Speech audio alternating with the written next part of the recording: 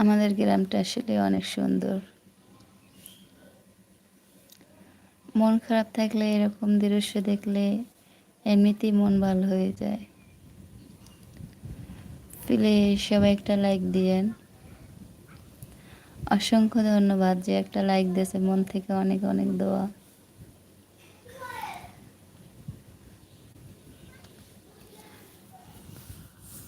আমাদের গ্রামটা আসলে অনেক সুন্দর। দেখেন, আমার যখন মন খারাপ হয় আমি এরকম দৃশ্য দেখি, কেউর কাছে না যেয়ে এরকম একা একা বসে থাকা অনেক ভালো লাগে।